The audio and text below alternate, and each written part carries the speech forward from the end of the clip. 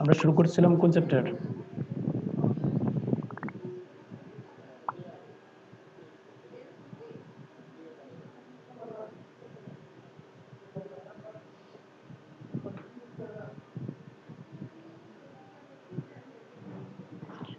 আমরা শুরু করেছিলাম গত দিনে অ্যাকসেপ্টেন্স স্যাম্পলিং। এই চ্যাপ্টারটা আমরা শুরু করেছি। আচ্ছা, স্যাম্পলিং বলতে কি বলছিলাম, এটা কি মনে আছে? সংজ্ঞা বাদ দিয়ে আসলে আমরা যে কথায় যেটা বলছিলাম জানার জন্য কি একজন বলো তো দেখি। স্যার একটা লার্জ কোয়ান্টিটি থেকে অল্প একটু পোর্শন নিয়ে রিপ্রেজেন্টেটিভ পার্ট নিয়ে হচ্ছে ওটা অ্যানালাইসিস করার জন্য যে নেওয়া হয় এটা। অ্যাকসেপ্টেন্স স্যাম্পলিং আসলে স্যার এটা কি আচ্ছা অ্যাকসেপ্টেন্স স্যাম্পলিংটা কি? স্যার এই যে কতটুকু নিব, কতটুকু নিব, কেন নিব, অ্যানালাইসিসের জন্য। অ্যানালাইসিস করে কি করব? স্যার অ্যানালাইসিস না করলে বুঝবো কিভাবে যে এটা কোয়ালিটি কেমন? অ্যানালাইসিস করার উদ্দেশ্য কি? Sir quality measurement. quantitative measurement or quantitative measurement. Acceptance sampling এর সংজ্ঞা তো এটা ছিল না, এরকম না। এটা হলো দেখো একটা লোড বা একটা বড় পোর্শন থেকে আমরা একটা নির্দিষ্ট পরিমাণ রিপ্রেজেন্টেটিভ পার্ট নিয়ে এটাকে ধরো তোমরা এক্সামিন করবো। এটা হতে পারে অ্যানালাইসিস বলতে তোমার কোয়ান্টিটেটিভ বা কোয়ালিটি এরকম অ্যানালাইসিস না, জাস্ট এমন হতে কি ভিজুয়াল অবজারভেশনও হতে পারে। এটা দেখে একটা ওই যে লড সম্পর্কে আমাদের একটা আইডিয়া নেওয়া, যেটা আইডিয়া নিয়ে আইদার এটাকে অ্যাকসেপ্ট করবো আর রিজেক্ট করবো। বুঝতে পারছো? ধরো তোমার একটা বাল্ক একটা লট আসলো, এটাকে আমরা অ্যাকসেপ্ট করবো না রিজেক্ট করবো, এটা জানবো কিভাবে? একটা নির্দিষ্ট যে বাল্ক সাইজ যেটা সেখান থেকে আমরা এই সাইজ অনুসারে এখান থেকে একটা নির্দিষ্ট পোর্শন সংখ্যা এটা আমরা কি এক্সামিন করব। এক্সামিন করে এখান থেকে আবার একটা নন কনফর্মিং আইটেম বলা থাকবে। যেমন তুমি যদি 5টা এক্সামিন করো, সাপোজ 5টার মধ্যে ধরো যদি একটা খারাপ থাকে তাহলে আমরা বাকিগুলোকে সবগুলোকে কি করব? অ্যাকসেপ্ট করব। বা 2টা বা তার থেকে বেশি যদি খারাপ থাকে তাহলে কি করবো? রিজেক্ট করবো। এরকম একটা কন্ডিশন থাকবে, আমরা কি আইদার লটটাকে অ্যাকসেপ্ট করবো আর রিজেক্ট করবো। অর্থাৎ যেই বাল্ক লটটা আসলে এখান থেকে আমরা কতগুলো ইউনিট নিয়ে এক্সামাইন করব এবং এইখান থেকে নন কনফর্মিং আইটেম অর্থাৎ অ্যাকসেপ্ট ও রিজেক্টের যে লিমিট, এই লিমিটটা কত, এরকম পুরো যে প্রসেসটা, এটাকে আমরা বলি কি অ্যাকসেপ্টেন্স স্যাম্পলিং। বুঝতে পারছি? জি স্যার। যেমন দেখো এই যেখানে বলা আছে capital N equal to 3000, N equal to বলা আছে 125 এবং সি ইকুয়াল টু বলা আছে 3। অর্থাৎ এখানে লট সাইজটা হলো 3000, 3000 থেকে আমরা 125টা আইটেম নিয়ে এটাকে এক্সামাইন করব বা অবজারভেশন করব। অবজারভেশন করে আমাদের লিমিটটা হলো 3, অর্থাৎ ডিফেক্টিভ আইটেম 3টা বা তার থেকে কম যদি পাই, তারপর যে 3000 এর যে লটটা আছে পুরোটাকে আমরা কি করব? অ্যাকসেপ্ট করব। 4টা বা তার থেকে বেশি যদি পাই তাহলে রিজেক্ট করব। ঠিক আছে? আচ্ছা, এই যে এই একটা লাইনে যেটা দেওয়া আছে n = 3000, স্মল n = 125, c = 3, এটাকেই আমরা বলি কি অ্যাকসেপ্টেন্স স্যাম্পলিং। তোমরা যেটা বলছো যে কোয়ান্টিটেটিভ মেজারমেন্ট, এটা আসলে অ্যাকসেপ্টেন্স স্যাম্পলিং এর মধ্যে যায় না, ওটা ভেরিয়েবল স্যাম্পলিং। আচ্ছা, এখন আমরা একটু এটা আমরা এই একটা টেবিল থেকে বলছিলাম যে আসলে এই 125 থেকে আসলে c = c থেকে আসলো, এটা আমরা টেবিল থেকে দেখাইছিলাম। এটা আমরা পরবর্তীতে ফার্দার আবার আমাদের এটা কাজে লাগবে বা আমরা ম্যাথ করব এখান থেকে কিছু।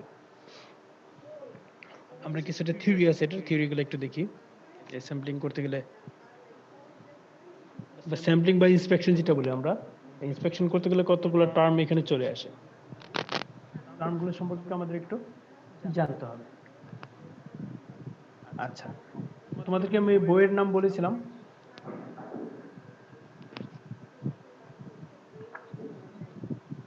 না স্যার। আচ্ছা, বইয়ের নামটা হলো fundamental of quality control for the food industry. Sir soft copy কি আপনার কাছে আছে? এইটার সফট কপিটা নাই, তবে আমার কাছে আলাদা একটা সফট কপি আছে অন্যটার। স্যার হার্ড কপি আছে কি? তাহলে আমি হার্ড কপি আপনার থেকে আইসা ফটোকপি করে নিয়ে যেতাম। হ্যাঁ, হার্ড কপি আছে আমার কাছে। আচ্ছা স্যার। আমার কাছে হার্ড কপি আছে। সফট কপিটা হুবহু এই বইয়ের নাই, কিন্তু কোয়ালিটি কন্ট্রোল রিলেটেড বইয়ের সফট কপি আছে। এটা আমরা ওইটা সফট কপি দেবো না, এবং যেটা থেকে আমি পড়াচ্ছি মেইনলি এটার হার্ড কপিটা থেকে তোমার একটু নিতে হবে। জি স্যার। আচ্ছা, দেখো এখান থেকে যেটা আছে আমরা একটু টার্মগুলো কি কি আছে একটা হলো অ্যাট্রিবিউটস অ্যান্ড ভেরিয়েবল।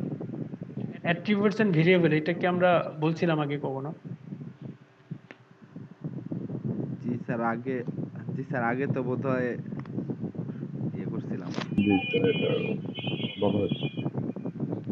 কিছুটা বলেছিলাম। দেখো এখানে অ্যাট্রিবিউটস ভেরিয়েবল এটা ডেফিনেশন আমরা না যাই, আমরা ওটা প্রথম ক্লাসে মানে আমি কিছু বলছিলাম অ্যাট্রিবিউট যেগুলো আছে সেন্সরি অ্যাট্রিবিউটস বা এরকম কিছু বলছিলাম।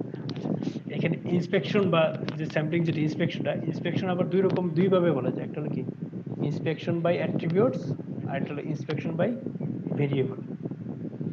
ভেরিয়েবল হলো যেটা আমরা কি করি মেজার করি, ঠিক আছে? আচ্ছা, আমরা হচ্ছে ইন্সপেকশন বাই অ্যাট্রিবিউটস যেটা বলবে এটাকে আসলে এইভাবে বলা যায়। দেখো যে ইন্সপেকশন বাই অ্যাট্রিবিউটস যেটা, এটা কনসিস্টস দেখো ক্লাসিফাইং এ unit of product simply as acceptable or unacceptable. অর্থাৎ যে অ্যাট্রিবিউট যেটা বলি আমরা, এটা বলতে কি দেখো একটা ইউনিটটাকে কি করবে ক্লাসিফাই করবে কিভাবে, প্রোডাক্টটাকে সিম্পলি এখান থেকে শুধু থাকবে কি দুইটা অপশন, একটা হলো অ্যাকসেপ্টেবল অর আনঅ্যাকসেপ্টেবল। অর্থাৎ এক কথায় বলতে পারি অ্যাকসেপ্ট অর রিজেক্ট।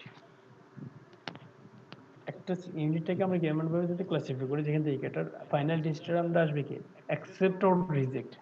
তাহলে যে স্যাম্পলিং ইন্সপেকশনটা এটাকে আমরা বলি কি ইন্সপেকশন বাই অ্যাট্রিবিউটস বা অ্যাট্রিবিউট স্যাম্পলিংও বলছি আমরা। আমরা আগে বলছিলাম কি অ্যাট্রিবিউটস স্যাম্পলিং। অ্যাট্রিবিউট স্যাম্পলিং মানে এটাই হলো ধরো অ্যাট্রিবিউট স্যাম্পলিং এর সাথে অ্যাট্রিবিউটস ইন্সপেকশন একই রকম প্রায়। এখান থেকে ফাইনাল ডিসিশনটা আসবে কি আইদার অ্যাকসেপ্ট অর রিজেক্ট। যে প্যারামিটার গুলো দেখে আমরা কি করি এই অ্যাকসেপ্ট অর রিজেক্ট করি, এটা বলি কি আমরা অ্যাট্রিবিউটস। কতগুলো অ্যাট্রিবিউটস দেখা হয়। আচ্ছা, অপরদিকে যেটা আছে ইন্সপেকশন বাই ভেরিয়েবল যদি বলি আমরা, ইন্সপেকশন বাই ভেরিয়েবল এটা বলতে দেখো এখানে কি আসলে তোমার ওই final decision accept or reject থাকে না। এখানে থাকবে কি তোমার যে স্যাম্পলটা আসলে এটার কোয়ালিটি লেভেল দেখতে হবে, ঠিক আছে? Measurement of quality level using scale, অর্থাৎ বিভিন্ন রকম স্কেল ইউজ করে আমরা কি এটা কোয়ালিটি লেভেল বলি। যেমন এ গ্রেড বা এ প্লাস গ্রেড বা বি গ্রেড, এই যে গ্রেডগুলো করলাম এটা কি বলি আমরা কি ইন্সপেকশন বাই ভেরিয়েবল, ঠিক আছে? আচ্ছা, এখান থেকে কি তার অ্যাকচুয়াল কন্টেন্ট যেটা আছে ভ্যালুটা আছে এটাকে অবটেইন করতে হবে। অবটেইন করা হয় বিভিন্ন স্কেল দিয়ে। তো এটা বুঝতে পারছি অ্যাট্রিবিউট এন্ড ভেরিয়েবল ইন্সপেকশনটা কি। জি স্যার। অ্যাট্রিবিউট অ্যাট্রিবিউট ইন্সপেকশনটা বলছি দেখো যেখান থেকে তোমার সিম্পলি ডিসিশন থাকে অ্যাকসেপ্টেবল আর আনঅ্যাকসেপ্টেবল। আর ভেরিয়েবলটা হলো কি তোমার স্কেল ইউজ করে এটার কোয়ালিটি লেভেলটা যদি আমরা ইন্সপেক্ট করি। আরো কিছু টার্ম আছে, এই টার্মগুলো দেখবো বারবার রিপিটেডলি আসবে, ক্রিটিক্যাল, মেজর অ্যান্ড মাইনর। এই কোয়ালিটি লেভেল দেখতে গেলে বা স্যাম্পলিং এর ক্ষেত্রে দেখা যায় কেমন এই যে প্যারামিটার লাগে এটা হলো কি কয়েকটা আছে, এটা হলো ক্রিটিক্যাল, মেজর অ্যান্ড মাইনর। আচ্ছা, তুমি ধরো কোয়ালিটি প্যারামিটার দেখলা, কোয়ালিটি প্যারামিটার দেখছি এটার ইম্পর্টেন্সটা কি, এটা কি ক্রিটিক্যাল না মেজর অবস্থা আছে না মাইনর অবস্থা আছে। যেমন আমরা সিম্পলি যদি এই টার্মগুলো থেকে যদি বলি ক্রিটিক্যাল মানে কি বোঝাচ্ছে কি এটা তোমার কোনোভাবেই তোমার অ্যাকসেপ্ট করা যাবে না বা এটা কি কোনোভাবে অ্যালাউ করা যাবে না। মেজর মানে দেখা যায় কি এখানে রিস্ক একটু বেশি থাকবে বাট হয়তো তোমার অ্যাকসেপ্ট করা যেতে পারে বা তোমার এখানে রিস্ক আছে। কিন্তু মাইনর যেটা বলে এটা ধরো হয়তো ধরো তোমার কিছুটা একটু ডেভিয়েশন আছে কিন্তু এটাকে কি আমরা এটাকে কনসিডার করতে পারি।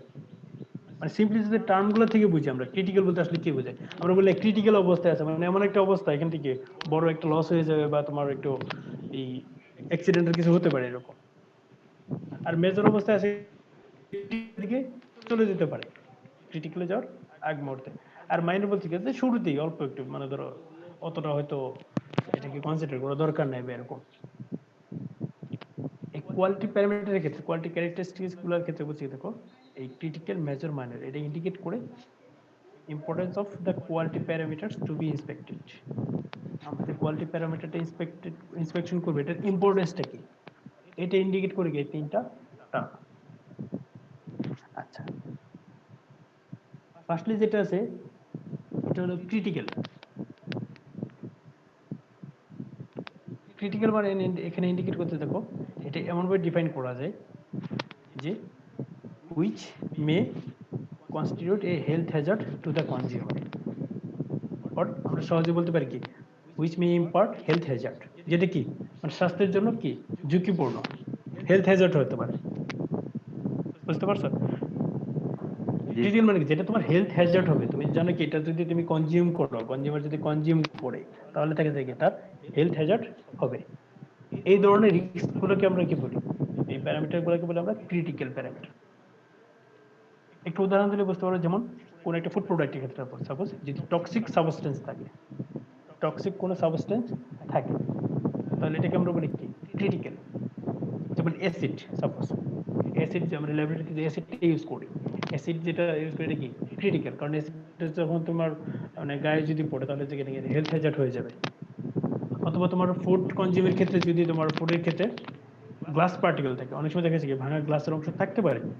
তুমি ধরো একটা কেক খাইতেছো, তখন দেখা গেল মাঝখানে ধরো একটা গ্লাসের অংশ থাকতে পারে, এগুলো যদি থেকে ভাঙা থেকে হেলথ হ্যাজার্ড। কারণ গ্লাসটা যখন তুমি যদি কোনো কারণে তোমার পরিবেশতন্ত্রে যায়, ইন্টেস্টাইনে যায়, তখন দেখা যায় যে কোনো জায়গায় এটা কি হেলথ হ্যাজার্ড হতে পারে, খুব রিস্ক থাকে এখানে।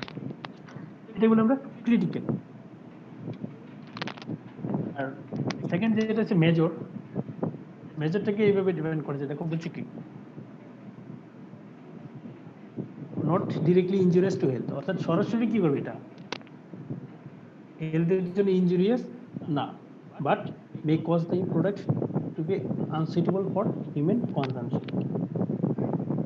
অর্থাৎ এখানে কি দেখো নট ইনজুরিয়াস বাট আনসুইটেবল, এখানে প্রোডাক্টটি কি হবে ইনজুরিয়াস হবে না, সরাসরি ইনজুরিয়াস না বাট আনসুইটেবল। বুঝতে পারছি? আচ্ছা, নেক্সট যেটা হচ্ছে মাইনর, এটা বলছে দেখো আসলে এই হেলথ হ্যাজার্ড হবে না, বাট তোমার আনসুইটেবল করতেছে না, বাট এটা কি করবে ইট changes the economical value of the product. ঠিক আছে? আচ্ছা, যেমন সেকেন্ড যেটা মেজর, এটার একটু উদাহরণ কি দেওয়া যায় বলো তো দেখি। যেমন কোন একটা প্রোডাক্ট কিন্তু ইনসেক্ট ম্যাটেরিয়াল যদি কোনো কিছু থাকে, যেমন ধরো তুমি চা খাচ্ছ, তার মধ্যে দেখলে কি যে চিনি ইউজ করছে, এখানে একটা পিঁপড়া আছে, এটা কি ক্রিটিক্যাল যাবে? না স্যার। এটা আনসুইটেবল, আনসুইটেবল। আনসুইটেবল এটা বলে কি আমরা মেজর হতে পারে। বাট মাইনর কোনটা, এটা ইকোনমিক্যাল ভ্যালুটাকে চেঞ্জ করে। যেমন ধর বাজার থেকে তুমি চাল কিনতে গেছো, চালের মধ্যে মাঝে মধ্যে দেখা যায় যে একটা মশলার ডাল, এটা দেখা যায় অনেক সময়, এটা খেয়াল করছো? এগুলো পাইছো নাকি বলো? এরকম থাকতে পারে। দেখো এটা কি হেলথ হ্যাজার্ড না, বাট ইনজুরিয়াস না, এটা কি ইকোনমিক্যাল ভ্যালুটাকে কমে দেয়। ঠিক আছে? আচ্ছা, বুঝতে পারছি পার্থক্যগুলো? জি স্যার। দেখো এই যে আমরা যে মেজর এন্ড মাইনর যেগুলো বলি, এটা আসলে তোমার হতে পারে কি এন্ট্রি পয়েন্টটা হতে পারে যখন আমরা প্রোডাক্টটাকে প্রসেসিং করি, ম্যানুফ্যাকচারিং প্রসেস, যেমন শর্টিং বা ট্রিমিং যখন করি, তখন এইগুলা হতে পারে শর্টিং বা ট্রিমিং এর সময়। যেমন মেজরের ক্ষেত্রে বলতে আপেলের ক্ষেত্রে আপেলের কালার চেঞ্জটা হলে তোমার মেজর বলা হয়। আপেল যদি তো কোনো কারণে ইনজুরি হয়েছে তাহলে কালার চেঞ্জ হবে, বা তুমি যদি একটু ই করো ইনজুরি হলে, এটা প্রসেসিং এর সময় হতে পারে যখন হ্যান্ডলিং করবে শর্টিং করে, তখন যদি ইনজুরি হয় তাহলে কি হবে এটা কালার চেঞ্জ হয়ে যাবে। আচ্ছা, আর মাইনর গুলো যেমন প্রসেসিং, যেমন তোমার এখানে যদি ট্রিমিং যখন করি, আমরা ট্রিমিং করে ধরো পিলের একটা অংশ রয়ে গেল, পিলিং করে খোসাটা ফেলে দেওয়ার কথা, বাট একটু থেকে যেত প্রোডাক্টের মধ্যে চলে আসতো, এটা কিন্তু তোমার হেলথ হ্যাজার্ড বা ইনজুরিয়াস না, কিন্তু বাট কি হবে এটা ইকোনমিক্যাল ভ্যালুটাকে কমাই দিয়ে চেঞ্জ করে দেবে। তাহলে আমরা ক্রিটিক্যাল মেজর মাইনর, হ্যাঁ ক্রিটিক্যাল কি হবে তাহলে? ক্রিটিক্যালটা বলছি যেটা সরাসরি হেলথ হ্যাজার্ড, যেমন টক্সিক কোনো কিছু যদি থাকে, টক্সিক যেটা আছে মানে তোমার এটা যদি কোনো কারণে কনজিউম করে সাথে সাথে কি করবে রিঅ্যাকশন করবে বডিতে, কি করবে মানে হ্যাজার্ডাস হয়ে যাবে তখন। যেমন অ্যাসিড, অ্যাসিড যদি তোমার গায়ে কখনো পড়ে তাহলে কি করবে এটা সাথে সাথে ধরো কি করবে এটা রিঅ্যাকশন শুরু হয়ে গেল, হেলথ হ্যাজার্ড। ঠিক আছে? আচ্ছা, বুঝতে পারছি মোটামুটি। জি স্যার। স্যার, এই টার্মগুলো একটু মনে রাখতে হবে, ক্রিটিক্যাল মেজর অ্যান্ড মাইনর, এটা একটু ভালো ইম্পর্টেন্ট। বিভিন্ন সময় দেখবো ভাইভাতে বা বিভিন্ন সময় বলতে পারে কোনটা ক্রিটিক্যাল, কোনটা মেজর এবং কোনটা মাইনর।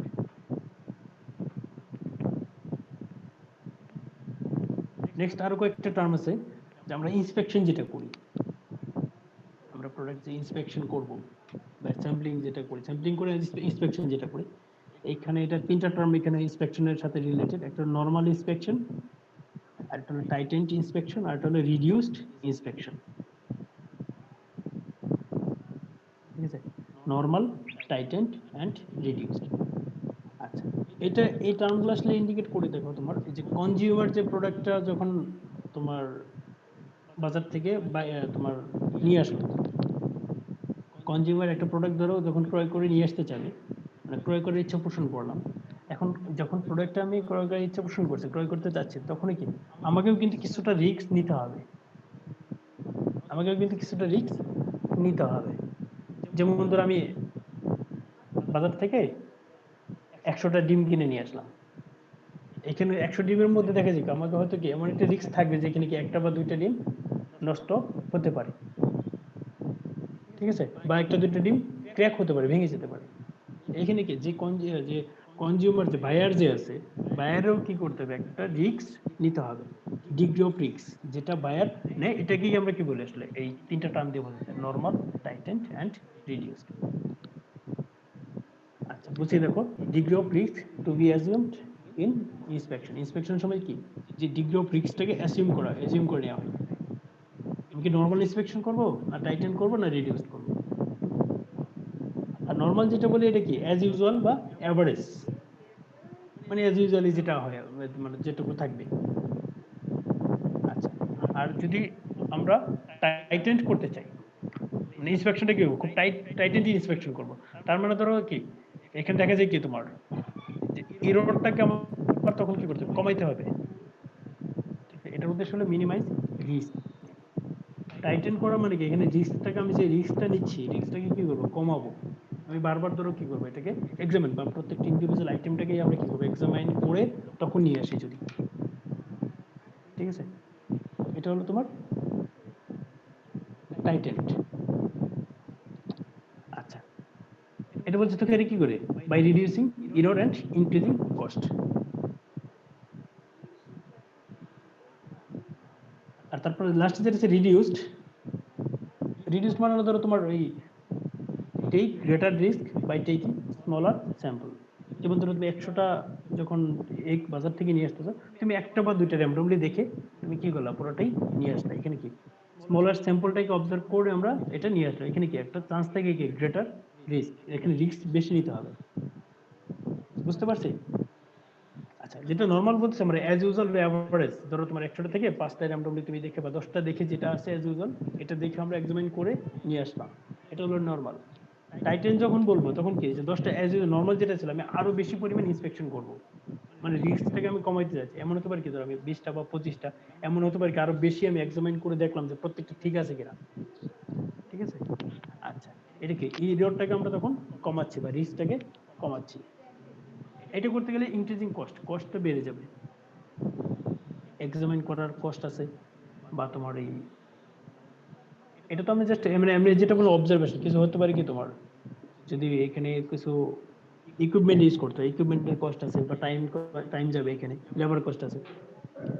আর রিডিউসড যেটা বলছি দেখো, নরমাল ছিল 10টা, তুমি 10টা এক্সামিন করার কথা নরমালি, কিন্তু তুমি কি করলা, দুইটা বা তিনটা দেখে এটাকে পুরো লোডটাকে ধরো তুমি অ্যাকসেপ্ট করে বা কিনে নিয়ে আসলা। এখানে একটা গ্রেটার রিস্ক থাকে, এটাকে আমরা বলি কি রিডিউসড ইন্সপেকশন। বুঝতে পারছি? জি স্যার। আচ্ছা, এটা আসলে ডিপেন্ড করে কি এই যে বায়ার এবং সাপ্লায়ার দুইটার মানে তোমার ইন্টারাকশনের উপর ডিপেন্ড করে। রিডিউসটা কখন হয়, যেমন ধরো তোমার তুমি বাজারে কোনো টেক্স কিনতে গেছো, তুমি জানো যে বায়ার সাপ্লায়ার যে আছে সে তোমার খুব বিশ্বস্ত বা পরিচিত মানুষ, তখন তুমি কি করবা, একটা বা দুইটা দেখে বা না দেখেও কি অনেক সময় আমরা বাজার থেকে নিয়ে আসি বা লোডটাকে নিয়ে আসি। এখানে কি রিডিউসড ইন্সপেকশন হয় এটা। আর নর্মাল যেটা তোমার টাইটেন যদি হয়, তোমরা তোমার এই নতুন কারো কাছ থেকে তুমি একটা নতুন জিনিস যখন তুমি কিনে নিয়ে আসবে কোনো একটা প্রোডাক্ট, তখন তুমি কি করবা, তোমার মনের মধ্যে একটু ভয় থাকবে এটা কোয়ালিটি কেমন হয়, ভালো হয় না খারাপ হয়, এখানে রিস্ক বেশি রাখতে হবে, কিন্তু তখন তুমি কি করবে, অবজারভেশনটা আরো টাইট করে দিবে এখানে। ঠিক আছে, আচ্ছা, এই তিনটা টার্ম একটু জানা থাকতে হবে, এটা হলো কি নরমাল, টাইটেন এন্ড রিডিউসড ইন্সপেকশনটা কি। এন্ড ফাইনালি আরো কয়েকটা টার্ম আছে ইন্সপেকশনের ক্ষেত্রে, এটা হলো কি বাল্ক ইন্সপেকশন আর এটা হলো sublot inspection. Bulk and sublot এটা আসলে তোমার এইভাবে ডিফাইন করা হয়। দেখো বলছি কি, এটা হলো যে লটটা আসলে এটার ক্যারেক্টারটা কেমন, ঠিক আছে, যে লটটা আসলে এটার ক্যারেক্টারটা কেমন। যেমন ধরো 1 টন ম্যাঙ্গো তুমি নিয়ে আসছো, এই 1 টন ম্যাঙ্গো দিয়ে নিয়ে আসলে এটা একটা লট, এটার ক্যারেক্টারটা কেমন এটা ডিফাইন করা হলো বাল্ক সাবলট এই দুইটা দিয়ে। যখন আমরা বাল্ক বলতেছি তখন যে লটটা আসলো 1 টন, এই পুরাটাই কি করবে, ইন্ডিভিজুয়াল কোনো প্যাক্ট নাই, একটা নির্দিষ্ট ধরো ট্র্যাকের মধ্যে কি একটার পর একটা দিয়ে তোমার 1 টন দিয়ে রাখবে। Unit of the products are not packed, অর্থাৎ দেখি ইউনিট কোনো প্যাকেজিং নাই, তোমাদের 1 কেজি 1 কেজি করে বা 2 কেজি করে আলাদা করে প্যাকেট এরকম কিছু করা নেই, পুরোটাই একসাথে, এটা হলো বাল্ক, ঠিক আছে। পুরোটাই একসাথে আসছে এবং পুরোটাকে আমরা কি করবো এক্সামাইন যদি করি তখন এটা কি বাল্ক ইন্সপেকশন। আর সাবলটটাকে বলছে এরকম, দেখো subdivision of the lot in pallet crates carton, অর্থাৎ যে লটটা আছে এটাকে যদি আমরা সাবডিভিশন করে ফেলি, যেমন ধরো পুরোটা এই যে 1 টন যেটা আছে এটা আমরা কি ছোট ছোট কার্টুন করে ফেললাম বা ক্রেটের মধ্যে রাখা হয় বা প্যালেট, এগুলোকে আলাদা আলাদা করে সাবডিভিশন যদি করা হয় তখন এটা কি সাবলট। এই ইন্সপেকশনের ক্ষেত্রে দুটা টার্ম কেন আসলো, যেমন ধরো যদি বাল্ক একটা লট আসে, বাল্ক লট যখন আসবে তখন এক ধরনের ইন্সপেকশন, যদি সাবলট থাকে তখন আলাদা ধরনের একটা ইন্সপেকশন হবে। বুঝতে পারছি? জি স্যার। স্যার আচ্ছা দেখো, যদি বাল্ক যখন আসবে তোমার 1 টন আসছে, এখান থেকে ধরো তুমি 1 টন অনুসারে কতটুকু নেওয়ার কথা, এই ওই স্যাম্পলিং এর যে মেথড ওইখানে চলে যাব, এখান থেকে কি আমরা নির্দিষ্ট একটা পরিমাণ নিব, এক্সামাইন করব, অ্যাকসেপ্ট অর রিজেক্ট করব।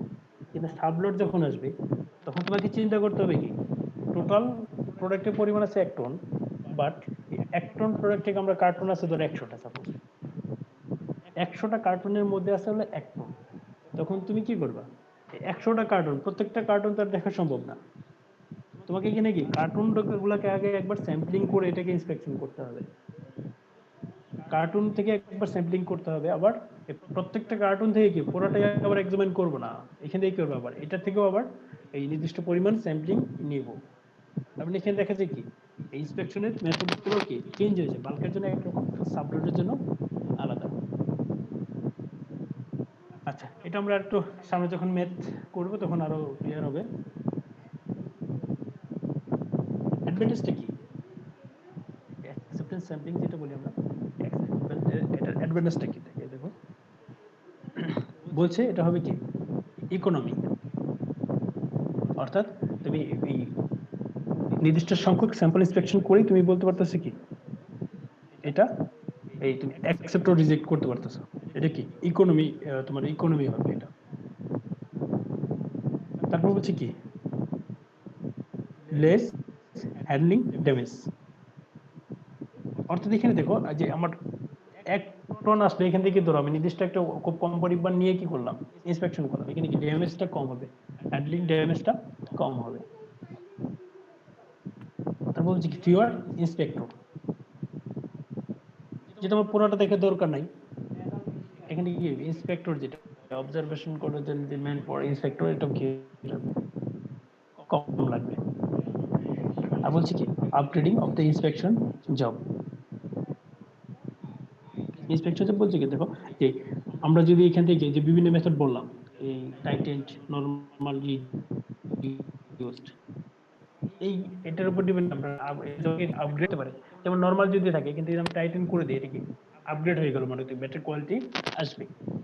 আমি অ্যাপ্লিকেবিলিটি টু ডিস্ট্রাকটিভ জব, অর্থাৎ কোনো একটা মেথড বা অবজারভেশন মেথডে যে ডিস্ট্রাকটিভ নেচার হয় এখানেও কি এটা অ্যাপ্লিকেবল, অ্যাপ্লিকেবল কেন মানে কিন্তু পুরোটা নেওয়ার দরকার নেই তোমার, এখান থেকে আমরা নির্দিষ্ট একটা সংখ্যক বলতেছি, কম পরিমাণ নেব, একটা রিপ্রেজেন্টেটিভ পার্ট নিয়ে অ্যানালাইসিস করা যাচ্ছে এখান থেকে। এটা বলছি ইন্টায়ার লট রিজেকশন,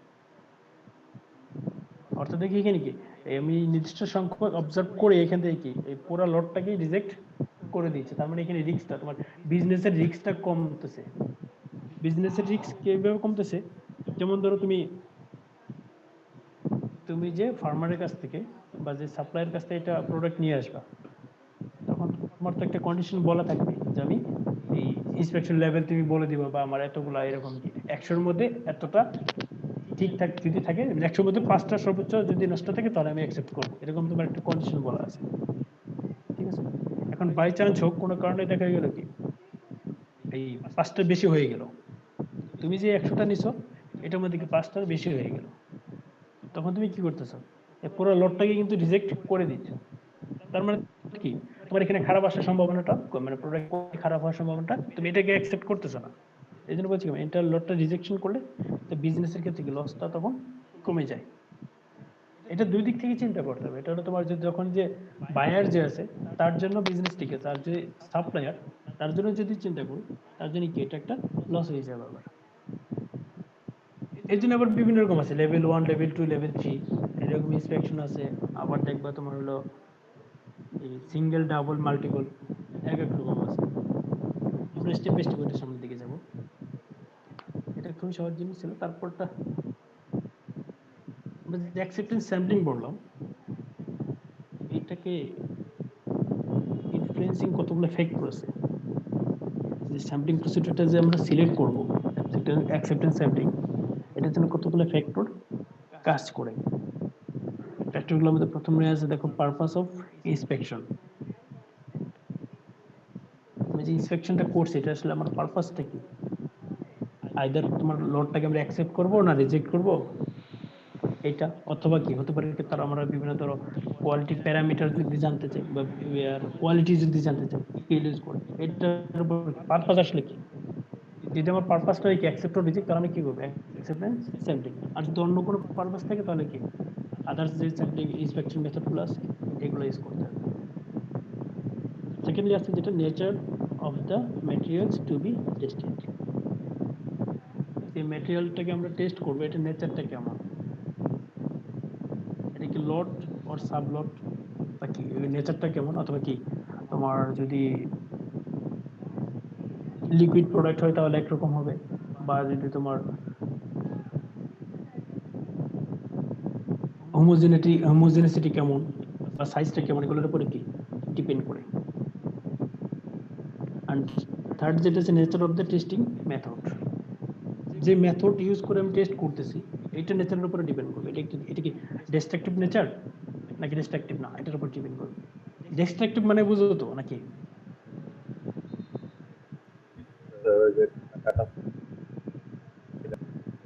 হ্যাঁ, টেস্টিং মেথডটা ডিস্ট্রাকটিভ মানে হলো তোমার এটাকে পরবর্তীতে আর তুমি কাজে লাগাইতে পারবে না, এটা নষ্ট হয়ে যাচ্ছে।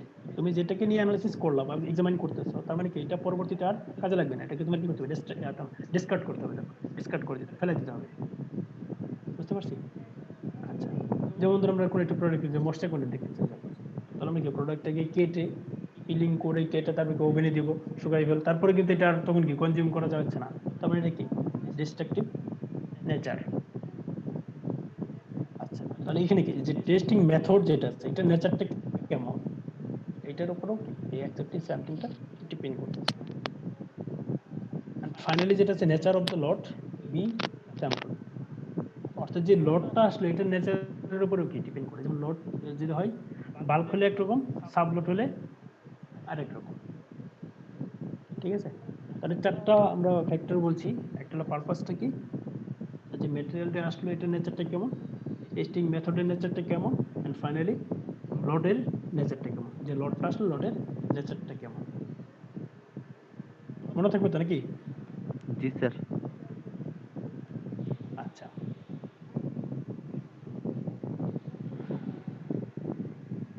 তারপরে যেটা আছে দেখো যে আমরা যে ইন্সপেকশনটা করি, যে ইন্সপেকশনগুলো করবো, ইন্সপেকশনের আমাদের পারপাসটা কি থাকে আমরা মোটামুটি বলেছি, তো ওই পয়েন্ট আকারে ছিল না এখানে। এই ইন্সপেকশনের পারপাসগুলা কি কি থাকে। ফার্স্টলি যেটা আছে আমি যে ইন্সপেকশনের প্রথম কারণ হতে পারে যে আমার একটা লট আসলে এটাকে আমরা আইদার অ্যাকসেপ্ট করব অর রিজেক্ট করব, এটা একটা ডিসিশন হতে পারে।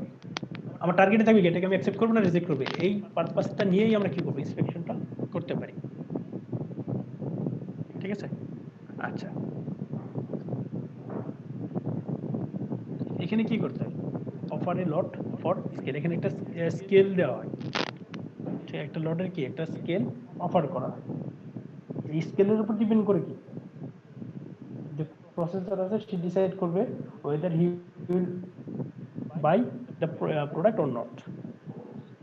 ঠিক আছে, একটা স্কেল সেট করা হয়, যেমন ধরো 3000 যদি থাকে এটার মধ্যে কি কয়টা নিতে হবে স্কেলটা আসলে অটোমেটিক সেট করা হয় এখান থেকে টেবিল দেখে। এই স্কেল দেখে যে মানে তোমার প্রসেসর যেটা আছে, প্রডিউসার যে আছে সে কি করবে, ডিসাইড করবে will or will not buy, সেই প্রোডাক্টটাকে কি করবে তোমার সে বাই এটাকে কিনে নিবে নাকি নিবে না, এটার উপর ডিপেন্ড করে কি। আচ্ছা, আর এই ক্ষেত্রে যেটা যদি আমার ডিসিশন থাকে কি অ্যাকসেপ্ট অর রিজেক্ট, তো এই ক্ষেত্রে যে স্যাম্পলিংটা হবে এটা হলো অ্যাট্রিবিউট স্যাম্পলিং। ঠিক আছে, বেশিরভাগ ক্ষেত্রেই বলছি কি attribute sampling plan is frequently suitable.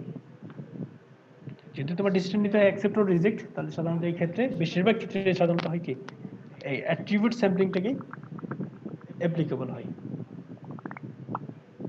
এটা গেল একটা আমার ডিসিশনটাকে either accept or reject. Second আর একটা পারপাস হতে পারে এটা কি অ্যাভারেজ কোয়ালিটি। যেমন ধরো এখান থেকে কি এই লটটাকে আসলে রিজেক্ট করার কোনো সুযোগ নাই, বলছে there is no chance to reject lot. এরকম সিচুয়েশন হতে পারে যেখানে কি তুমি লটটাকে আর রিজেক্ট করতে পারতেছো না, আলটিমেটলি তুমি কি করবে অ্যাকসেপ্ট করছো, অ্যাকসেপ্ট করার পরে তুমি কি করবে এটাকে, এটার যখন তুমি এই প্রাইসটা দিবা, প্রাইসটা দিতে গেলে তখন কি এই কোয়ালিটির উপরে এভারেজ কোয়ালিটি দেখে তখন তুমি প্রাইসটা দিতে যাচ্ছে। যেমন যদি সিরাজগঞ্জের দিকে কারো যদি বাসা থাকে মিল্ক মিটাতে হয়, তখন যারা যে ওরা যে মিল্কটা ক্রয় করে ওরা তোমার প্রাইসটা দেয় হলো মিল্কের প্রাইসটা সেট করে ফ্যাট কন্টেন্ট দেখে, বা বেশিরভাগ জায়গায় মিল্কের প্রাইসটা সেট করা হয় ফ্যাট কন্টেন্ট দেখে। ঠিক আছে, দেখো মিল্কের যে প্রাইমারি এক্সামিনেশন আছে অ্যাকসেপ্ট অর রিজেক্ট, এটা তো লট দেখে সে বলবে, লট দেখে কি করলো অ্যাকসেপ্ট করে দিল। কিন্তু যখন প্রাইসিংটা করবে এটা মূল্যটা যখন পরিশোধ করবে তখন কি করতে হবে এই ফ্যাট কন্টেন্ট বা এভারেজ কোয়ালিটি কেমন, কন্টেন্টটা কতটুকু আছে এটার উপর ডিপেন্ড করে কি করে প্রাইসটা দেওয়া হয়। এক্ষেত্রে কি করতে হবে আমাদের, তখন ফার্দার আবার স্যাম্পলিং করতে হবে, স্যাম্পলিং করে ইন্সপেকশন করতে হবে। এখানে যেটা করতে হয় চেক কোয়ালিটি লেভেল, অর্থাৎ এখানে লেভেলটা কেমন এই লেভেলটাকে তখন চেক করতে হয়। বুঝতে পারছো এটা? জি স্যার।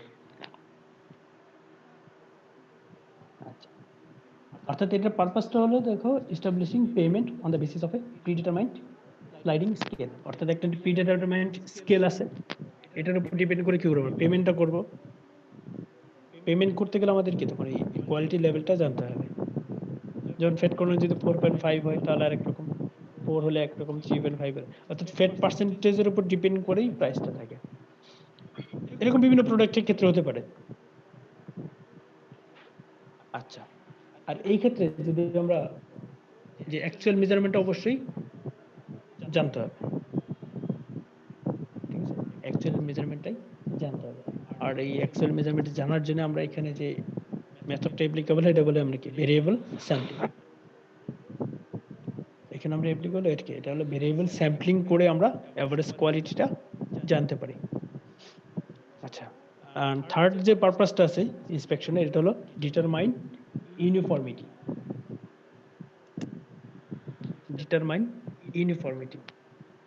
আচ্ছা, এটার উদ্দেশ্য হলো দেখো এরকম, যেমন ধরো তোমার কাছে প্রোডাক্ট আসলো, এই যে আগের উদাহরণটা যদি 1 টন ম্যাঙ্গো তোমার কাছে আসলো, এখন তুমি ফার্স্ট একটা কার্টুন দেখলা, এটা তো ধরো সবগুলোই কোয়ালিটি ঠিক আছে, বা 5টা কার্টুন দেখলা সবগুলোর কোয়ালিটি ঠিক আছে, সাপোজ তুমি জানো কি কোয়ালিটি ঠিক আছে, কিন্তু সবগুলা কার্টুনে একই রকম দিছে কিনা, অর্থাৎ ইউনিফর্ম আছে কিনা, এই লটটা কি ইউনিফর্ম আছে কিনা, এই ক্ষেত্রে আমরা কি করি এই ইন্সপেকশন করতে হয়। ঠিক আছে, যেমন ধরো তুমি আপেল যখন কিনতে যাও, আপেল দেখা যায় কি তোমার যে কোনো প্রোডাক্ট কিনতে গেলে যেগুলো দেখতে খুব সুন্দর ভালো দেখা যায় এগুলো দেখাবে কি উপরের দিকে রাখে, আর যেগুলো একটু নষ্ট বা ডিফেক্ট আছে সেটা কি নিচের দিকে রাখে। তার মানে কি এইখানে লটটা যেটা আছে পুরোটা কি ইউনিফর্ম না, কিন্তু ইউনিফর্মিটি দেখতে গেলেও কি করতে হয় আমাদের ইন্সপেকশন করতে হয়।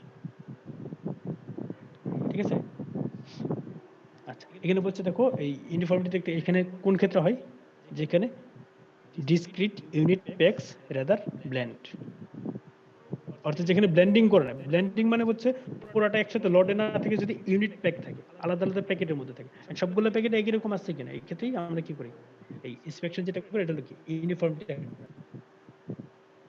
এই ক্ষেত্রে সাধারণত variability as well as average quality, যে ইউনিট প্যাকেটগুলো আসলো এটার মধ্যে ভেরিয়েবিলিটি কেমন, মানে একটার সাথে একটা পার্থক্যটা কতটুকু ভেরিয়েশন আছে, এটাও দেখা যায়। একই সাথে কি দেখা যায় অ্যাভারেজ কোয়ালিটি, এই দুইটাকেও জানা হয়। আর এখানেও যে স্যাম্পলিংটা করা হয় এটা হলো ভেরিয়েবল স্যাম্পলিং। অর্থাৎ তাহলে আমরা বুঝলাম কি অ্যাট্রিবিউট এবং ভেরিয়েবল এই দুইটার মধ্যে যখন আমার ডিসিশন থাকে কি অ্যাকসেপ্ট অর রিজেক্ট, তখন আমরা যে স্যাম্পলিংটা করি এটা হলো কি অ্যাট্রিবিউট স্যাম্পলিং। আর যদি আমরা এভারেজ কোয়ালিটি বা ইউনিফর্মিটি দেখতে চাই তখন সাধারণত আমাদের অ্যাপ্লিকেবল হয় ভেরিয়েবল স্যাম্পলিং। বুঝতে পারছি? জি স্যার।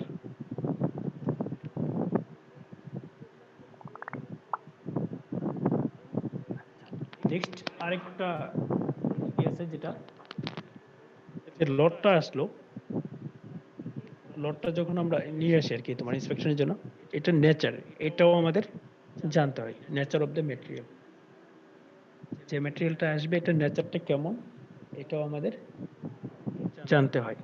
কতগুলো প্যারামিটার এখানে ইম্পর্টেন্ট। কি কি জানতে হয় না এর ক্ষেত্রে? ফার্স্টলি যেটা আছে এটা হোমোজেনিসিটি। হোমোজেনিসিটি মানে হলো ধরো তোমার যে লটটা ম্যাটেরিয়াল যেগুলো আসলো, যে ম্যাটেরিয়ালগুলো আসবে সবগুলো একই রকম কিনা। ঠিক আছে, যদি এমন হয় সবগুলো একই রকম তার মানে ধরো তুমি একটা স্মল স্যাম্পল নিয়ে এক্সামিন করে ইন্সপেকশন করলে সাফিসিয়েন্ট। বলছে ইফ ম্যাটেরিয়াল ইজ অ্যালাইক, অর্থাৎ সবগুলো যদি একই রকম হয় স্মল স্যাম্পল ইজ সাফিসিয়েন্ট। ঠিক আছে, যেমন ধরো এটার একটা উদাহরণ এরকম করে দেওয়া যেতে পারে, ধরো একটা কিভাবে বলা যায়, ধরো অ্যাডমিশনের ক্ষেত্রে সাপোজ কোন একটা জায়গায় অ্যাডমিশনের ক্ষেত্রে আমরা একটু এইভাবে বলি, তখন যে স্টুডেন্ট যেগুলো ভর্তি তোমার অ্যাডমিশন নেবে, এখানে ধরো যারা অ্যাডমিশন হলো সবারই ধরো আছে কি জিপিএ 5 সাপোজ, তাহলে সবারই একটা জিপিএ 5 এখানে স্ট্যান্ডার্ড একটা গ্রেড আছে, কিন্তু তারপর কোয়ালিটিটা কেমন তোরা আমরা যদি জানতে চাই তখন আমরা এখানে স্যাম্পলিং করে যদি দেখতে চাই অন এভারেজ তাদের কোয়ালিটিটা কেমন, এখানে আমরা যেটা করতে পারি ধরো যেহেতু সবারই একটা গ্রেড মানে একাডেমিক রেকর্ডটা কি সবারই ধরো কি, তারপরে যদি আমরা এক্সট্রা কোয়ালিটি কিছু দেখতে চাই তখন আমরা কি করতে পারি, এখানে 5 জন বা 10 জনের একটা গ্রুপ নিয়ে যদি আমরা দেখি তাহলে কি হয়ে গেল। কিন্তু যদি এরকম হয় যারা অ্যাডমিশন নিল তাদের গ্রেডটা ধরো ভেরি করে কি 3 থেকে শুরু করে 5 পর্যন্ত যদি থাকে, 3 থেকে শুরু করে 5 পর্যন্ত যদি থাকে, তখন সবারই যদি 5 থাকে তখন তুমি যেভাবে এক্সামিন করতে পারবা। কিন্তু যখন এখানে ভেরিয়েশনটা বেশি থাকবে 3 থেকে 5, তখন কিন্তু একইভাবে সাধারণত করা হয় না। কারণ সাধারণত ধরো কি 3 বা এর নিচের দিকে যেগুলো থাকে তখন দেখা যায় কি এদের মধ্যেও এক্সট্রা অর্ডিনারি অনেকে থাকে, এটাও দেখতে হবে। একইভাবে তাদের সাথে ভেরিয়েশনটা কতটুকু এটাও দেখতে হবে। এটা গেলো তোমার স্যাম্পলের ক্ষেত্রে একই রকম, যদি স্যাম্পল সবগুলো স্যাম্পল একই রকম হয়, ধরো একই সাইজের একই রকম কার্টুন বা ধরো এরকম যদি হয় তখন দেখা যায় কি আমরা স্মল কিছু স্যাম্পল নিয়ে এক্সামিন করতে পারি, এটা হলো সাফিসিয়েন্ট। এটা হলো হোমোজিনাস যদি হয়।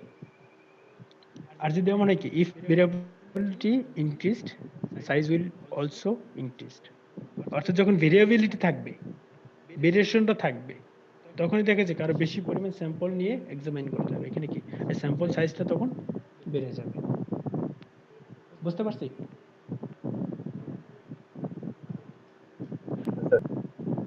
আচ্ছা, নেক্সট আরেকটা আছে যে ম্যাটেরিয়ালগুলো আসবে এটা ইউনিট সাইজ।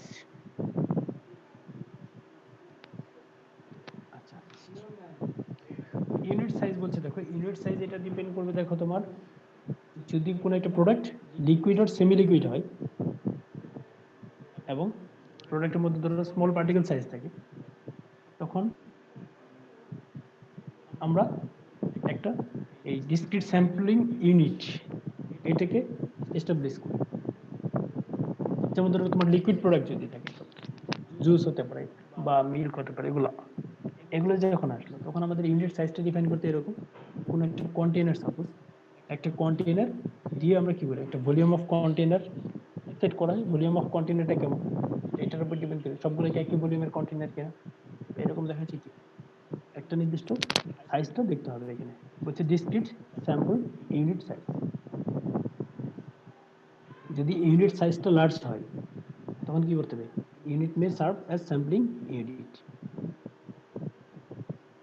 আচ্ছা এটা হ্যাঁ আর এরকম করে বলা যায় যেমন যেমন ধরো এমন হতে পারে কি একটা করে প্রোডাক্ট আচ্ছা এটাকে আরেকটু সহজ করে এভাবে বলা যায় কিনা ইউনিট সাইজ বলতে আসলে এখানে বোঝাচ্ছে তোমার একটা কার্টুনের মধ্যে ধরো একটা প্রোডাক্ট আছে একটা ইউনিট আছে ঠিক আছে অর্থাৎ প্রত্যেকটা ইউনিটের জন্য আলাদা আলাদা করে কার্টুন করা আছে এরকম হতে পারে। আবার হতে পারে একটা কি পর্যন্ত একটা কার্টুনের মধ্যেই ধরো 5টা করে এরপর একটা ইউনিট রাখা আছে আছে একটু 5টা ভালোই। করে রাখা আছে ঠিক আছে তখন আমরা কি করতে পারি এই 5টার যে ইউনিট আছে পুরোটাই একটা স্যাম্পলিং ইউনিট হিসেবে কাজ করতে পারে। আবার এমন হতে পারে কি ইউনিট সাইজটা কিসে? যদি ভেরি লার্জ হয় হ্যাঁ তখন কি করতে হবে আমাদের কান খাম নিড টু ডিসাইড তখন ডিসাইড করতে গেলে কি ফার্দার এখান থেকে স্যাম্পলিং করতে হয়। যেমন এটাকে এরকম করে যদি বলা যায় খা তুই সমস্যা কি আহ, তাইলে আর কেমন হইলো যেমন ধরো আমরা যে ম্যাঙ্গোর উদাহরণটা দিলাম যদি এরকম হয় এই একটা কার্টুনের মধ্যে ছোট কার্টুনের মধ্যে ধরো একটা করে ম্যাঙ্গো রেখে এরকম 1 কেজির জন্য আলাদা আলাদা করে প্যাকেট করা আছে 20টা ম্যাঙ্গো যদি থাকে 20টার জন্য 20টা প্যাকেট আলাদা করে কার্টুন করলো সাপোজ তখন আমরা কি করব একটা ইউনিট এটাকে এক্সামিন করি এটাকে একটা ডিসক্রিট স্যাম্পল ইউনিট। আর এরকম হতে পারে কিনা দেখো যে আমরা 5টা কার্টুন করলাম সাপোজ 5টা কার্টুন করলে কি তখন প্রত্যেকটাতে 4টা করে একটা কার্টুনে তখন 4টা করে থাকে এটা একটু লার্জ ইউনিট সাইজটাকে একটু বেশি তখন আমরা কি করতে পারি 4টাকে একটা স্যাম্পলিং ইউনিট বলতে পারি। যদি এরকম হয় আরো বেশি মানে 20টাকেই যদি আমরা একসাথে রাখি স্যাম্পল ইউনিটটা কি তখন যদি আরো বেশি হয় তখন আমরা কি করবো 20টাকে তো এক্সামিন করার দরকার নেই তখন আমরা কি করি এখান থেকে আবার ফার্দার স্যাম্পলিং করে ডিসিশন নেই যে আসলে তোমার ইউনিট সম্পর্কে ডিসিশন নেওয়া হয়। বুঝতে পারছি? জি স্যার আচ্ছা আর থার্ড যেটা আছে history of material. History of মেটেরিয়ালটা এরকম যে দেখো আমরা যে মেটেরিয়ালটাকে তোমার পারচেস করতেছি পারচেস যে থেকে করলাম এই সোর্সটা কি সোর্সের হিস্টোরিটা আমাদের জানতে হবে। এমনটা না যে তুমি সাপোজ ম্যাঙ্গোর কথাই বললাম ম্যাঙ্গোটা যখন আমরা বাজার থেকে পারচেস করব তখন আমাদের হিস্টোরিটা জানতে হবে আমরা কিছু জিজ্ঞাসা করি দেখো যে কোনো কিছু যখন কিনতে চাই দই কিনতে গেলে মিষ্টি কিনতে গেলে আমরা বলি কি এটাকে বগুড়ার দই কিনা বা মুক্তাগাছা মন্ডা বিভিন্ন জায়গায় তৈরি করা হয় আমরা যে এটা মুক্তাগাছার মন্ডা কিনি এটা আমাদের হিস্টোরি জানতে হয়। এরকম কি ম্যাঙ্গো কিনতে গেলে রাজশাহীর ম্যাঙ্গো কিনা এইরকম কি আমরা হিস্টোরিটা জানি কারণ হিস্টোরি জানি কেন আমাদের ধরো ব্যাকগ্রাউন্ড স্টাডি থেকে আমাদের যেটা জানা থাকে যে রিলায়েবল কিছু সোর্স আছে আসলে এই প্রোডাক্টটা ওই সোর্স থেকে আসছে কিনা এগুলো আমাদের জানতে হয় ঠিক আছে। আচ্ছা মানে তার মানে স্যাম্পলিং করতে গেলেও কি আমাদের এই হিস্টোরিটা জানতে হবে। যদি তুমি শিওর জানো যে এটা মুক্তাগাছার মোটা সাপোজ তখন এটার কোয়ালিটি তখন যখন তুমি দেখতে যাবা তুমি চেষ্টা করবে কি তোমার যেহেতু এটা রিলায়েবল একটা সোর্স তার মানে ধরো খুব কম পরিমাণ স্যাম্পল নিয়ে তখন আমরা কি করবো এটাকে একটা ডিসিশন নিতে পারি। আচ্ছা কখন করা হয় দেখো বলছি কি নট বিং রিপিটেডলি স্যাম্পল এরকম হতে পারে কি তুমি যদি হিস্টোরি জানা থাকে যে যারা ওইখান থেকে ধর সাপ্লায়ার যারা আছে তারা নিজেরাই রিপিটেডলি স্যাম্পলিং করে এটাকে কি লট আকারে পাঠাইছে তারপরে তুমি জানো কি তারাই স্যাম্পলিং বিভিন্ন সময় করে এটাকে ভালোভাবে এক্সামাইন করছে তারপরে তোমার এখানে যদি তুমি এফোর্টটা কম দাও তাহলে হয় ঠিক আছে। আচ্ছা আর এমন হতে পারে কি দেখো lots originate from questionable source. প্রোডাক্টটা তুমি পাইছো, বাট প্রোডাক্টের সোর্স যেটা আছে বা অরিজিন যেটা আছে এটা সম্পর্কে তোমার মনের মধ্যে একটা কোশ্চেনেবল প্রশ্ন থাকতে পারে যে আসলে এটা কোয়ালিটি ঠিক আছে কিনা, বা তোমার কোয়ালিটি নিয়ে তোমার মনের মধ্যে কোশ্চেন থাকতে পারে। ঠিক আছে, আচ্ছা, যদি কোশ্চেন থাকে তোমার মনের মধ্যে এক ধরনের কোশ্চেন থাকে যে এটা আসলে কোয়ালিটি ঠিক আছে, মানে অরিজিন নিয়ে কোশ্চেন আছে তোমার, তখন তুমি যখন এক্সামাইন করবা তখন কিন্তু তুমি কি এই রিডিউসড স্যাম্পলিং অবশ্যই করবা না, তখন তুমি কি করবা, টাইটেন করবা। টাইটেন করে দেখতে হবে কি এখানে যে এটা কোয়ালিটিটা ঠিক আছে কিনা। আর যদি তো জানো কি তোমার সোর্সটা রিলায়েবল, তখন এখানে দেখা যায় কি আমরা এই ধরো রিডিউসড স্যাম্পলিং করতে পারি, রিডিউসড ইন্সপেকশন হতে পারে। বুঝতে পারছো? সোর্স রিলায়েবল মানে তখন আমরা রিডিউসড ইন্সপেকশন করতে পারি। আর সোর্সটা নিয়ে যদি কোশ্চেন থাকে তখন আমরা কি করি, টাইটেন ইন্সপেকশন, মানে আমরা বেশি পরিমাণ স্যাম্পল এক্সামাইন করে তারপর আমরা অ্যাকসেপ্ট বা রিজেক্ট করি। বুঝতে পারছি?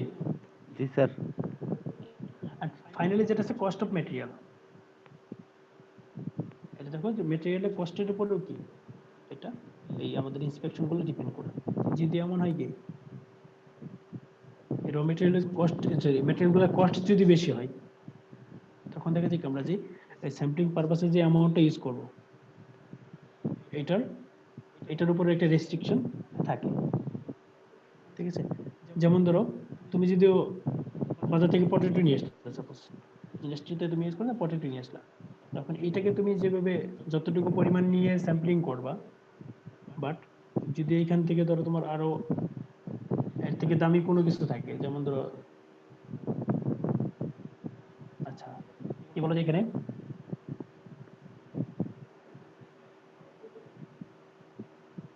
এখানে যেটা হচ্ছে ধরো ক্র্যাপ মিট বা দামি কোনো কিছু যদি থাকে, যেমন তুমি বাজার থেকে মুরগি কিনে নিয়ে আসলে, সাপোজ মুরগির মাংস তুমি যেটা যতটুকু দেখে নিয়ে আসবা, আর বাজার থেকে তুমি যদি স্যাম্পলিং যতটুকু নিয়ে করবা, যদি উটের মাংস কিনে নিয়ে আসো তখন কি করবে, আলাদা হবে। অর্থাৎ এখানে বলছে দেখো যে ম্যাটেরিয়ালটা যেটা এটা কস্টের উপর ডিপেন্ড করে, যে আমরা ইন্সপেকশন করতেছি এটাতে কতটুকু অ্যামাউন্ট নিব এটাও ভেরি করবে। বুঝতে পারছি মোটামুটি? জি স্যার। আচ্ছা, আমাদের মনে হয় আজকে তাহলে এখানে শেষ করতে হবে, তোমাদের কি পরবর্তীতে ক্লাস আছে? জি স্যার, এরপরে ক্লাস আছে। আচ্ছা, তাহলে তোমাদের এখানে শেষ করতে হবে। তোমাদের আছে কত